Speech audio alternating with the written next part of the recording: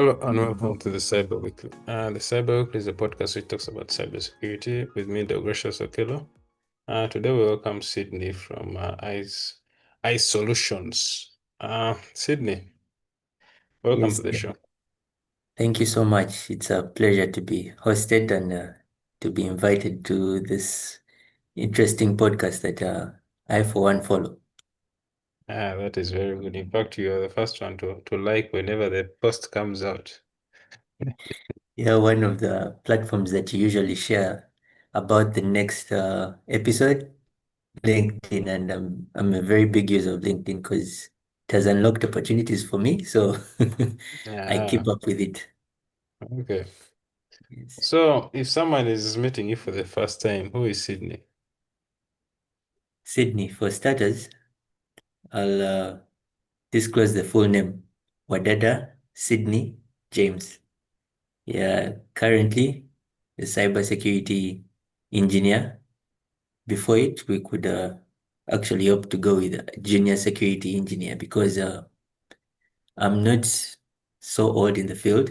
This is cybersecurity is an area that very few have stepped into, so we largely consider it as a new sector. So yeah, I'm also one of the few that are in the sector and a junior engineer at the moment, interacting with a couple of solutions that the end goal is aimed at enforcing security in the cyber world. Another thing about me is quite friendly, quite friendly. Don't be deceived by the tough look here. Yeah, when I'm in my good graces, good zones with a group of people that I'm very familiar with, people that are welcoming, hospitable. Yeah, we do interact, we do catch up. Sports lover, Real Madrid. Yeah, and family tops everything because at the end of the day, I mean, we don't get to choose who we spend most of the time, but yeah, most of the time I get to spend it with family. That's Sydney in a nutshell. Okay, Yes. that's interesting. So, why would someone consider working with the iSolutions? For starters, not not to downplay any of the other cybersecurity organizations out there or the other organs that are offering opportunities in the field, but iSolutions is one of the organizations that I've researched about in the past before I joined them, and it has a holistic culture of nurturing its engineers and those that it works closely with into a cybersecurity mindset first. So this is an opportunity that I looked at as not only for employment, but for growth in terms of career, because I mean, the various organizations out there have CTOs, they have CISOs. So these individuals are more experienced in the technology world. But how do they push the knowledge? How do they enforce or foster a culture among the people that they interact with? That's the team that they're working with, the people that they interact with. And the interaction that I had before joining the organization, down to the sales team, everyone is prioritizing cybersecurity. They'll not invite you for their interview and you know your information is mishandled. If they're reaching out, they're reaching out with all the data privacy in mind. You're exchanging emails, they are enforcing integrity. This is something that actually surprised me because they got my information from LinkedIn when I applied through them, and the way they handled the whole process, I said, once I get this opportunity, I'm taking it with both hands. So iSolutions, hospitable, it's a cybersecurity cultured area at the moment because that's the way to go. And it's an East African organization. So looking at it from the opportunity point of view, I'm very sure it presents opportunities for me to interact with organizations in Kenya to find out how the enforcing the cybersecurity side of business. It gives me opportunity to interact with Tanzanian team because the organization has clients all over East Africa, in countries like Rwanda, Burundi. Yeah, it extends to Ethiopia. So yeah, I've had opportunity to interact with Ethiopians. So you get to learn a few words here and there. Kenyans. So my Swahili is being polished at the moment. Yeah. Yeah, that is interesting. Now, when it comes to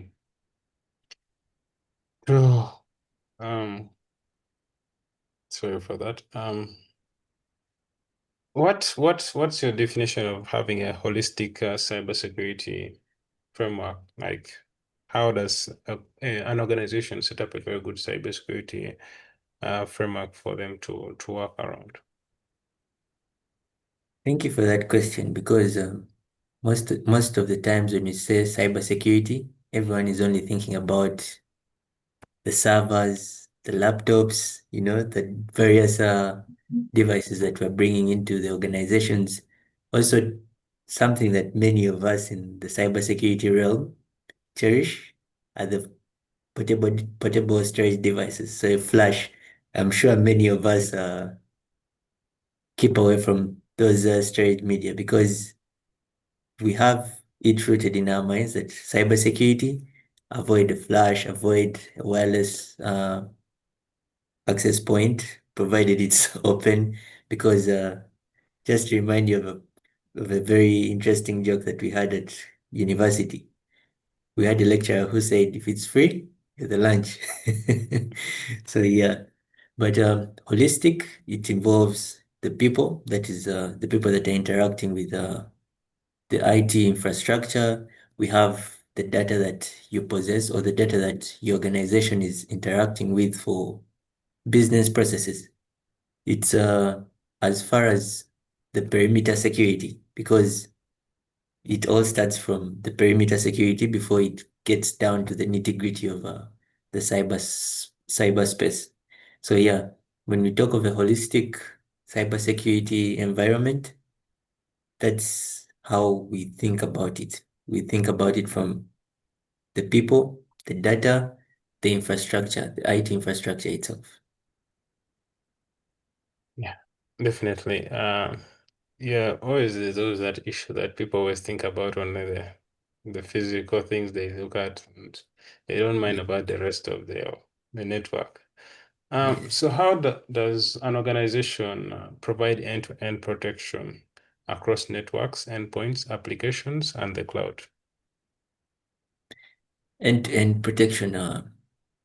I I believe a couple of us are familiar with defense in layers. Okay. Yeah. So the organizations that are open to you bringing your own device. So how are you going to protect a device that you have brought at your own merit?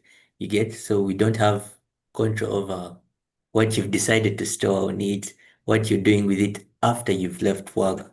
So some of these layers vary. So when we talk of end to end, we're looking at the end device, that is what we would call the client, or the machine that I'm using to access various resources on the network. We have the communication channel. How are we safeguarding that? Is the data encrypted? Is it masked? How are we enforcing the integrity that between my machine and where the other point of communication is, there is no one that is in the middle there. Man in the middle attacks are very common. So we are looking at the servers or the different uh, endpoint systems that are interacting with your own. So we have systems that are in place, such as the firewalls. Okay, starting with your own device firewall. I mean, if uh, if you tweak it to the right policies, you can achieve li- probably everything that we would achieve on a large scale. That is when you talk about an endpoint device. When you talk about the cloud, cloud is still a center or sophisticated area, because there's this question of, but my information is out there with the cloud service provider. How are they enforcing their levels of security? But we have trusted cloud service providers that are out there that are heavily recommended. These even go the extra mile of syncing your security measures, syncing your data in real time from wherever you are in terms of I'm working on my personal device, I'm accessing resources over the cloud. So everything that we're doing in real time is stored up there. And the likes of Microsoft, the likes of Google, their security measures once enforced right, because at the end of the day, they're not imposing that you need to enforce two-factor authentication, but they're giving it to you as an option. And it's now Dell, Sydney, and all the people that are more aware in the cyber world that need to keep pushing the rest, that two-factor authentication, much as there's a second layer of protection that you need to enforce in terms of putting a one-time pin, or you know you need to authenticate with your face or biometric, which is a little extra work, but it's for your benefit. So that is when we talk about the cloud. Kindly remind me, there's an area in the middle there of the Yes, cloud. we looked at endpoint protection across Yes. networks, Yes. applications, and the cloud. So I Yeah. think the applications part. Okay. Thank you. Yeah. Now, when we talk about applications, everyone controls what kind of application they are putting on their device. But we all appreciate that these applications, they need some kind of identification in terms of maybe your mobile number, an email address. You need to set up things like a password, a username, and how you safeguard that information that you're using to authenticate or to get identified in the application is the primary point that we look at, because until I have your credentials, until I have your information, your personal identifiable information that can help me identify Dale on WhatsApp, I'm barely going to trust Dale. So how do I protect my identity through an application, or my identity as I interact with an application? So there are different measures. We have database application monitoring systems that now are monitoring how you're interacting with these different databases, the different applications that are retrieving information from the databases.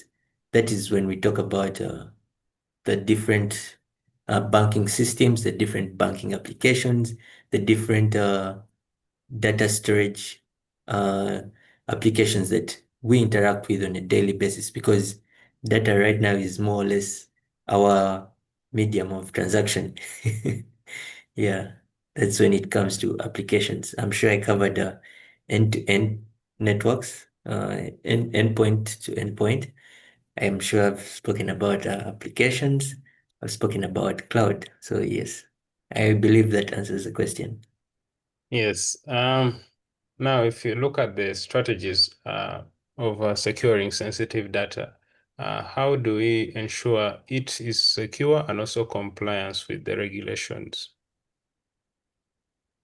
That's an interesting question, because compliance with regulations, unless commonly we go with the GDPR, that is the General Data Protection Regulation.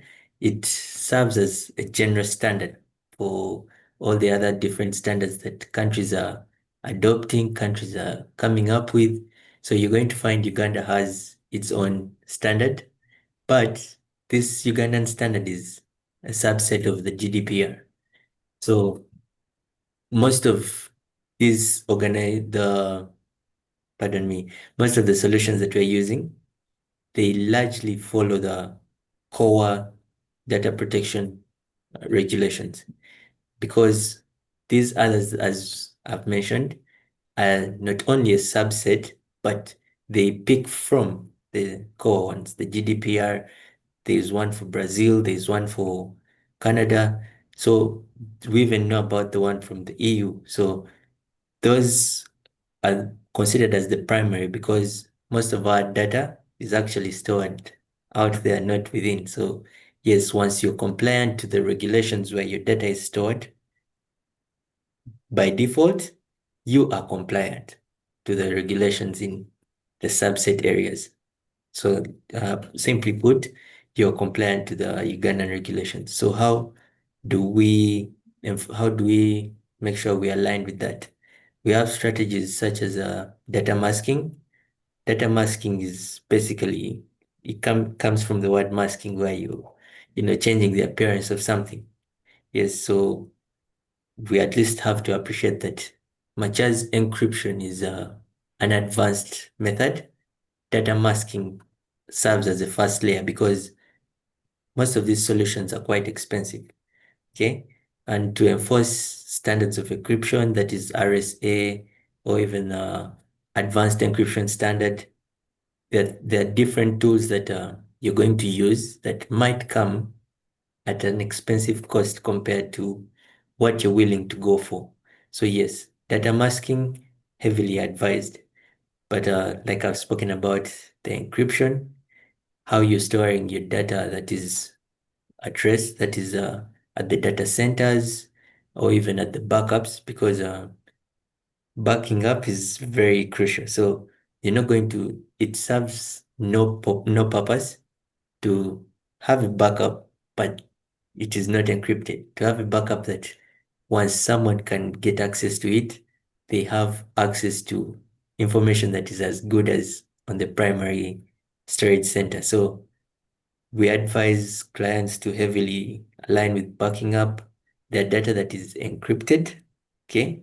We advise encryption on all levels of communication. And it's actually a big boost that most of the systems, actually, I want to say all the systems that we are interacting with are offering or they are prioritizing data encryption. They're prioritizing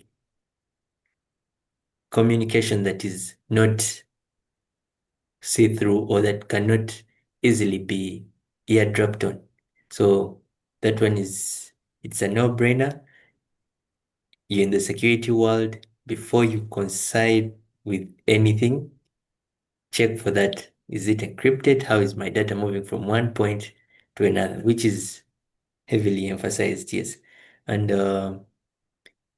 I believe I've touched everything in that question. Is there something missing? Yes, you've literally looked at the idea of data at rest, which is the backups, ensuring Yes. data in transit. We've talked of data masking for that, and also encryption, and then data in process. I think that one you looked about, I think it is around that, still the same idea of masking, right? Yes, yes. And also with the data in process, or I would love to say data in use, because Yeah. there's this data that you're still working with. We go with the method of hashing, because with every new input, with every new addition to whatever you're working on, it should have a unique identifier. For starters, that not only creates a level of certainty in the sense of we can track uh, your last input compared to what we have at the moment, but it provides a level of confidentiality that once I finish working on my document, once I am done putting the last stroke, a hash is always generated and you can always retrieve from that. We have things like file integrity monitoring. It it literally checks for the integrity of the files that you're dealing with, because every now and then we have shared folders, we have storage mediums that are shared, So yeah, if the integrity is compromised, provided it's coming from an encrypted data source, but the integrity is compromised, you're as good as gone. So yeah, that is it for data in use. Yeah. Now, if you're chiming into the idea of identity and access management, how do you prevent unauthorized access, which enables users to access information across systems? Unauthorized access. Allow me at least throw more light on the whole understanding of unauthorized access. So unauthorized access is when you are not entitled to access a particular resource, a particular, area. That is as far as unauthorized access. Okay. But when you do it with valid credentials, this is now a question that I would love to pose. Does it still count as unauthorized access? Okay. So I'm not Deo, but I get Deo's credentials. I access Deo's, let's say, email. Okay. Technically, it is unauthorized access because I do not have Deo's consent. I do not have Deo's permission, but with his credentials, I'm now authorized. Okay. So there are now layers to it. There is unauthorized access with authorized credentials. So now this takes us to the triple A. Okay. Authenticate, authorize, and account, right? Yes. So we go with the triple A, which is authenticate, where much as I'm giving my credentials as Sydney Wadada, there's layer 2, which is starting with authentication. Now we go to authorization. What can I access, right? Yes. So now basing on what am I allowed to access, now this is down to also access controls because different individuals are allowed to access different resources. Now we have, well, allow me conclude with the triple A. So once we identify the resources that you are authorized to access, later on we carry out the accounting or the audit of, yes, they were signed in, he accessed A, B, C, and D. Okay. And then we account. By accounting or auditing, we're looking at Dell usually accesses his email between 7 a.m. and 5 p.m. Why did he access beyond 5 p.m.? Now that helps us validate, was Dell unauthorized user using authorized credentials, or was Dell an unauthorized user using authorized credentials? Are we clear on that? Good. Yes. Now, when we go to access controls help us to map an entity to resources, but there are tools that are going the extra mile to enforce this because you're going to find Dell has more than 10 usernames and passwords, or even emails and passwords that he needs to remember to perform his duties on a daily basis. That is not forgetting administrative rights in these different credentials. So if we actually have tools that you are going to store for you the administrative accounts and help you manage those passwords in the sense of password rotation, uh, minimum length, maximum length, the nature of characters that you can put, password history, password reuse history, all these that are being enforced on your behalf so that you do not have to deal with, okay, so I'm using the same password for these 5 administrative accounts. I need to change at least for my personal accounts, but we all struggle remembering passwords. So now when it comes to access control, you might even find that Sydney, Deo need to access a particular resource, but we shouldn't give them simultaneous access. Let's create one user same password, but they need to authenticate. Okay? So access controls can limit who and when we can access these resources. So if Sydney is logged on, Deo will not log in. Even if he puts the correct password, the correct username, Deo will not access because there is a valid user at the moment utilizing those resources. So access controls come in various ways because like I spoke about the tools that help you manage your credentials or your access. There are measures such as renewing a password or reconciling a password, because if we're sharing the account and I change the password, we need to reconcile it. But how do we reconcile the password without word of mouth, without me typing it over to you? The system needs to reconcile this password on our behalf. So how is that enforced? We have two-factor authentication whereby much as the password is already submitted and reconciled in the sense Sydney changed it, yes, we acknowledge she changed it, authenticate using your biometrics, let's say voice, or your iris scan, or even your thumb, like the fingerprint scan, or even a one-time PIN. Okay, so yeah, that is how the different access controls are being enforced in different organizations.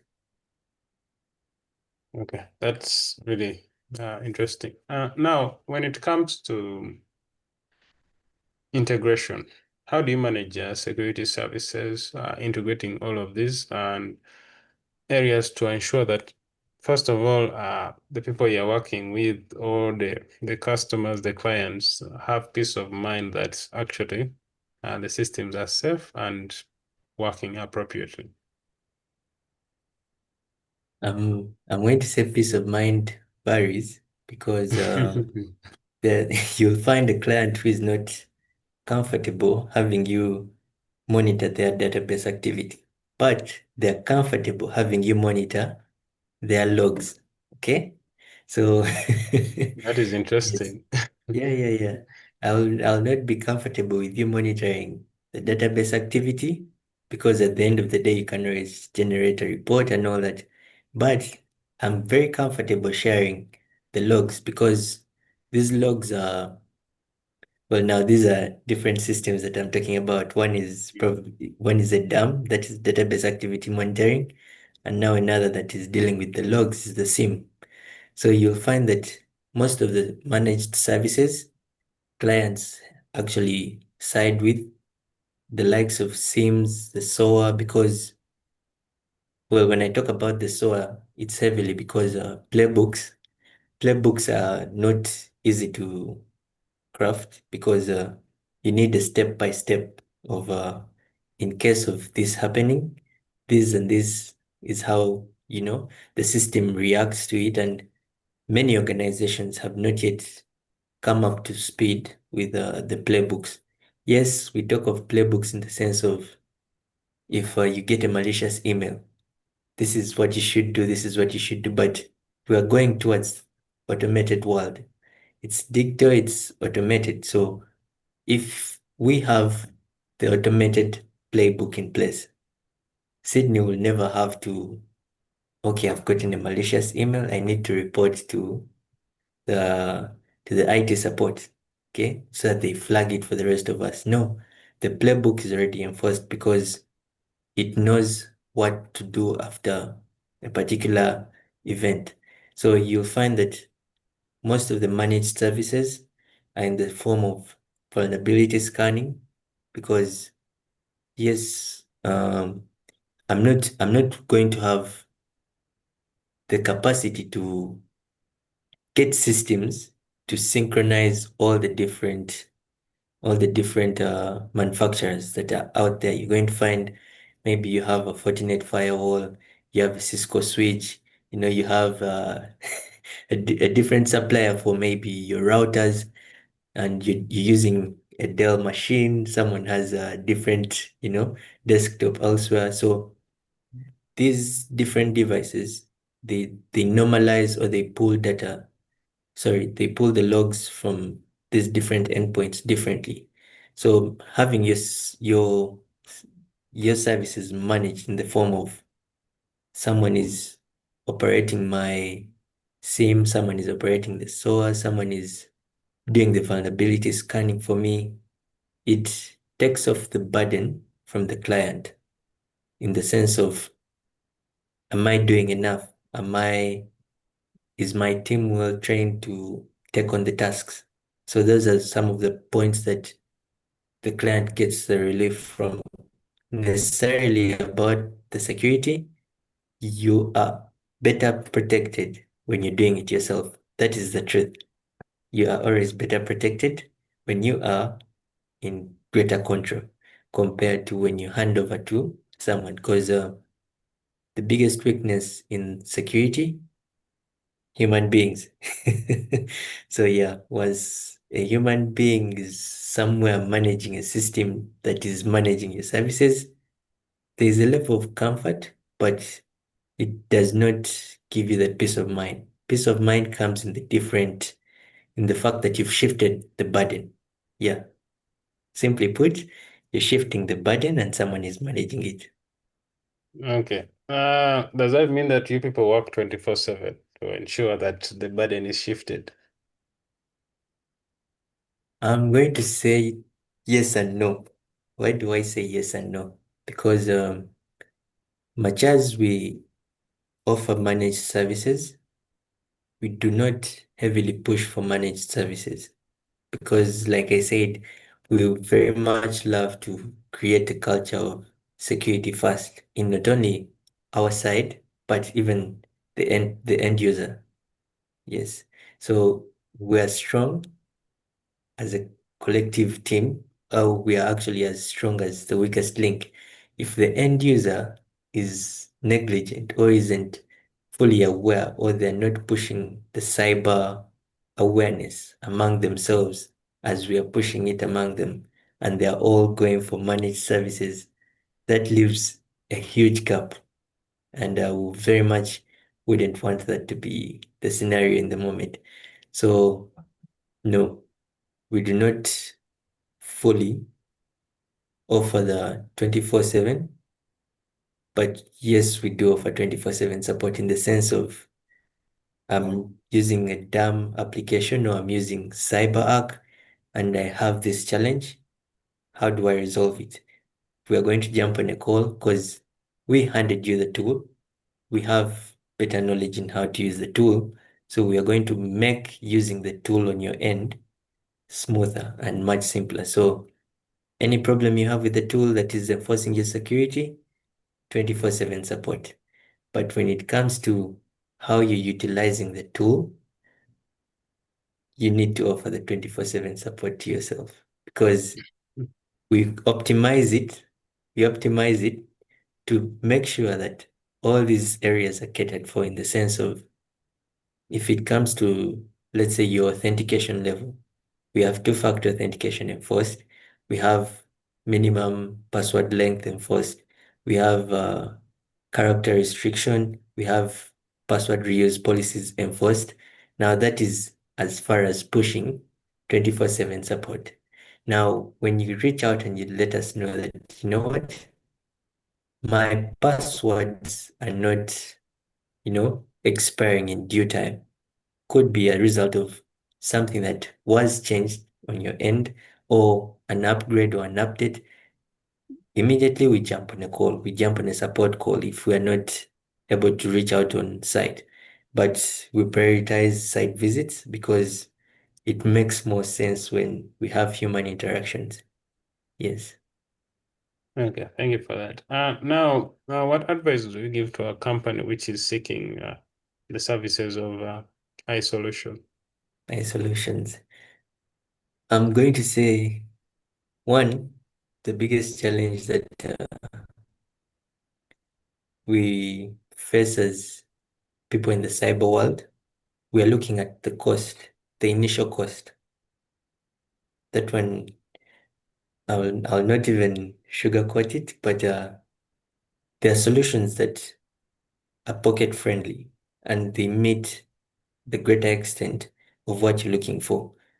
So do not be constrained by the pocket, because at the end of the day, the cost of you not going for a solution could outweigh the cost that you would have initially put in. So do not think of only the cost, think of the greater advantage that you get. And given that we are an organization that has partnered with a good number of organizations, not only in Uganda, Kenya, Tanzania, I believe we can always find a way to provide a solution that is not only suitable for your needs, but also pocket friendly. Yes. Any parting shots for our audience and where to find you and where to find iSolutions? iSolutions, we have a website, so you can always check isolutions.io. That is the website. Sorry, isols, ISOLS.io, not iSolutions, isols.io. That is the website. As far as the offices in Uganda, we are located at Crested Towers, opposite Huntington Road. You can always reach out on contacts. We have, I'll disclose my contact because I consider it a work contact. So, yes. No, but I think those are things which they will find if they want to do. Uh, Exactly. So, yeah, yeah, on the you website they'll can find it. always, on LinkedIn, I use Sydney Wadada. On LinkedIn, the organization uses iSolutions. So yes, iSolutions, even if you searched iSols, you'll still get us as your feedback from the various search platforms. The Kenyan team, you can always search on our website and you'll get a contact, you'll get the address. When it comes to Tanzania, same thing. So yes, you are fully covered East Africa wise, and we are looking to expand. So yes, feel free to offer us opportunities to interact with you, to get to offer you solutions in terms of cybersecurity. We are not limited by borders. We are pushing the borders to every cybersecurity zone within the world. Provided you welcome us, you offer us the opportunity to showcase what we have. Thank you for that. Thank you, Sydney. And I know many people would also want to join iSolutions because of this conversation. So thank you for articulating information well and also bringing the idea of breaking it down from the technical to the non-technical. I always like it when people do that. And the fact that the industry is still growing and we expect more of people like you in the industry. It will be a great pleasure if someone gives back feedback and they're like, you know what, yeah, I joined cybersecurity because of this podcast where Sydney spoke about ABC, and it would greatly move me. And Dale, thank you so much for this opportunity. I know I'm representing a big organization and I bring regards from our CTO, from the country managers. I'm sure they would very much love to be here, but sorry to disclose this, but yeah, they are family men and women, so they left the responsibility to some of us that have less responsibilities at the moment. And honestly, for me, it's an opportunity to interact with the rest of the people that are on your show. Okay, that's really great. So thank you. Where can you've already talked of where they can find you. Other than that, see you all in the next episode of the Cyber Weekly. So be sure to subscribe. We are on the road to 1,000 subscribers. So subscribe to the podcast. Other than that, see you in the next episode.